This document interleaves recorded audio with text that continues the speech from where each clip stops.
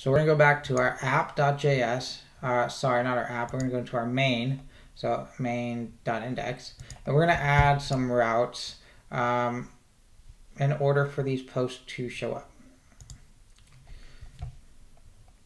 So the route we're going to add is called route. We don't need to do exact because it's going to actually be different every time. So /post/ and then this is a React router thing. So :_id. And so it will say component is equal to a post.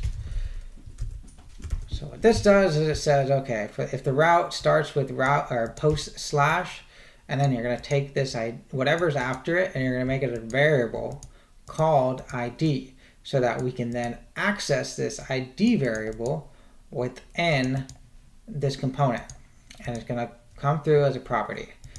Okay, so that may not make sense right now, but you'll see in just one moment what I'm talking about. So we're going to say import. I like to keep everything in order that I use it. So import post from, and we're going to just go pages/post. Okay, it's going to give me an error because that page doesn't exist. Post.js, singular post. Import React from React. You'll get used to typing this a lot. Const post is equal to, like so, export default post, and we'll just say div post, just like that. Okay. Okay.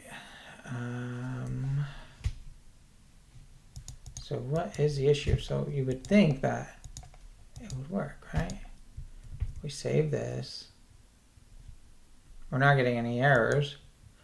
It's going to post and /id. Oh, I spelled component wrong.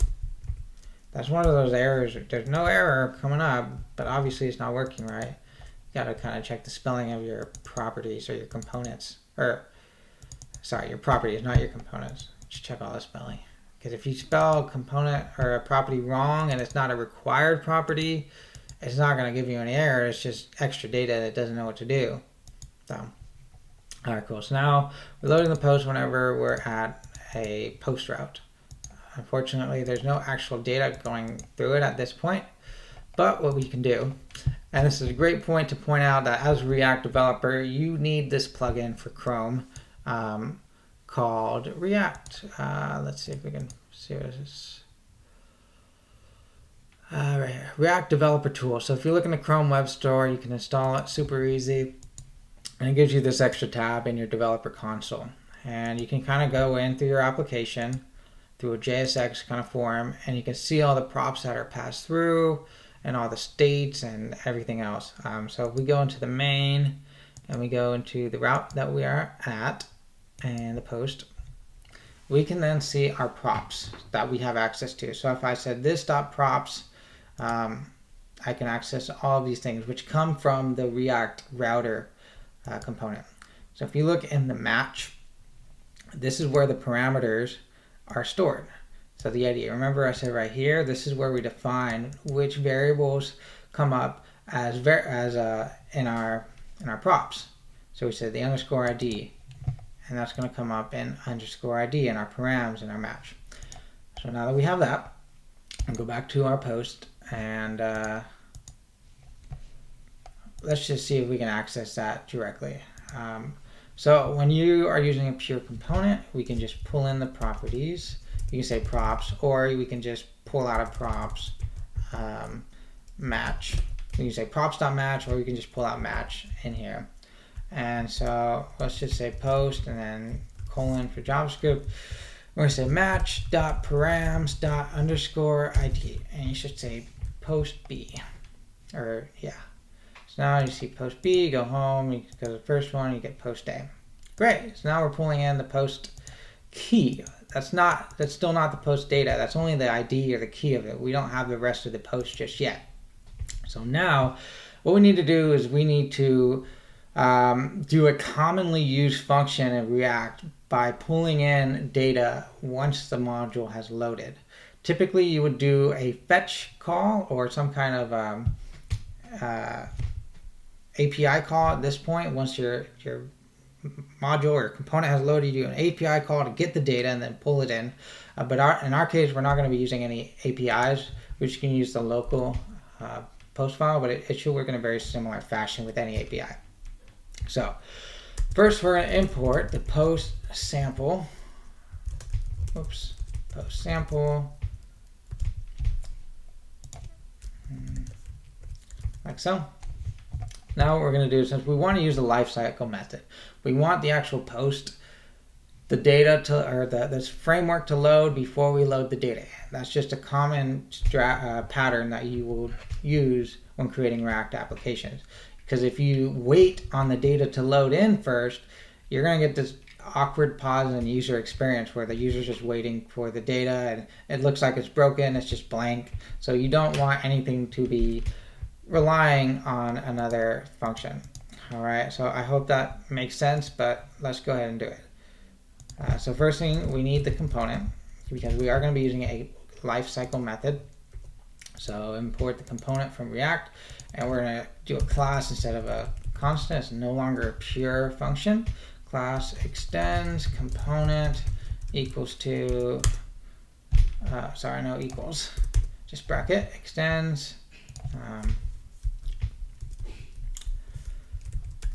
Okay, and now this is going to be the render method, and the render method is going to return parentheses like so. Close that off, and the class. Okay. Now, obviously, we don't have access to match anymore because we're not pulling it out of the properties. So first thing we want to do is we're going to use the lifecycle method called ComponentDidLoad. This is some React magic right here. This is a React function. This will fire once the render has fired. So a pure function is just whatever this render function is. This is essentially a pure function right here. A pure component. This component did mount will run once this has rendered. Okay, and so we're going to say there's a couple other things here. I'm trying to decide which one we want to do first to make the most sense. So we'll just do a debug right here at the moment. So we'll say debugger, like so. And actually it's going to fail because match does not exist, so you're going to get a nasty error. So we'll just delete that for now. So we're going to run this, and as you can see, the debugger has fired. So if we look, let's see, what can we do? We're on the debugger. If we say this, we are in our class. So we have access to everything within our class. You can see our, you can see what's called our state. You can see our properties. You can go inside props, and you can look at the match, and you can look at the params, and you can get the ID. So once the component did mount, that is when we want to bring our data in. Now, where do we want to bring our data to exactly? That's what we're going to be using state for. So state is a way of controlling data temporarily. And so when we load this component up, we want to load it with just empty data. So it loads with just spaces, empty strings. So the user can kind of see that something is going to be loading in there. And not just an awkward moving of all the DOM when it's loading. So we're going to do another lifecycle method called the constructor. This runs at the very beginning of every component that's built. So whenever you call a constructor, you have to call the super method. And what the super method does, it's very confusing, and you'll probably, I won't say this, I still don't fully understand the purpose of it, but what I do understand is that it pulls in the properties from the parent component. In this case, it's actually the component. So it's pulling all the component props through super, and it gives you access to all of the methods that are within it. Okay, so now within the constructor, we are going to define the state. So we're just going to say this dot state is equal to an object, and we're going to say title is just equal to, let's just do this. Title is equal to post title, right? And we can say body is equal to post body, like so. And we'll leave it like that. Now, within the post, let's just say we say post, instead of post, we're going to put an object and we're going to access the state title key. So we're going to say this.state.title. And then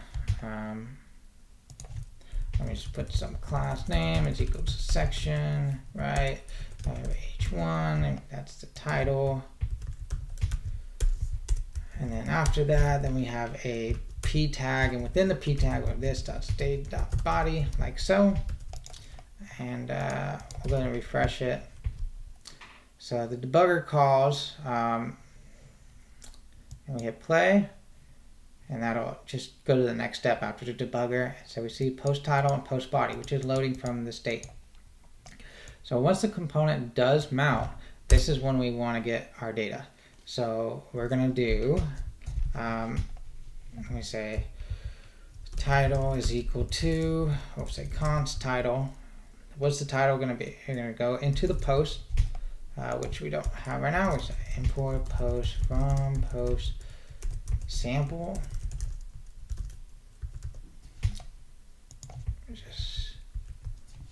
Okay, so now we have our post from our sample file. And so we're going to say the title is going to be the post. And now we have access to, where to go?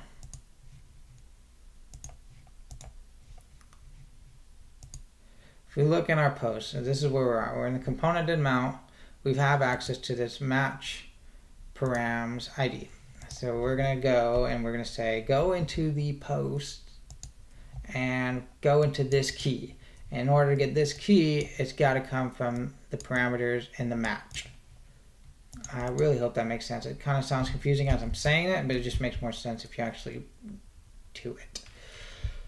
So this.props, and that will give you access to these variables right here. And we're going to go inside of that and go into .match.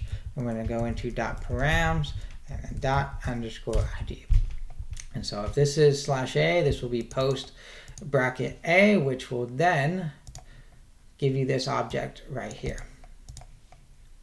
Okay, if you have this, if you have this object, in order to access the title, you then just go .title, like that. Okay, we're gonna do the same thing for the body. .body, like so. Now, we have to then set the state to be these new title and body methods. So the way you set a state in React is by using this.setState. And this is a function which takes in the one parameter, or takes the two parameters, but we won't worry about the second one. First parameter is an object, and essentially this is, you're going to be overwriting this. You never actually mutate the state. This is a very common theme and a common ideology to get stuck on. In React, you never mutate the actual state. You only override it. You give it a new state. So you're setting the state. So we're just going to say title is the title, because that's the constant right here. It's pulling it from right there. And actually, we don't even need this variable. We can just Control X. Or actually, no, let's leave it. I want to show you something in a second. And then we're going to set the body to be the body. So we're saying this to this, and we're saying the title to the title right here. Now, because of latest JavaScript, if your key is equal to the variable name, you can actually just shorten this up and do that, and that will do the same. Whoops, that will do the same thing as what we just had. And then we can then shorten it even more to make it one nice cozy line. Okay, so now we're going to set the state. Okay, so let's see if this works. There we go. Now we have our first post. Okay, so now we have our post views. Second post, second post, first post, first post. Cool. So the next step is going to be creating a new post.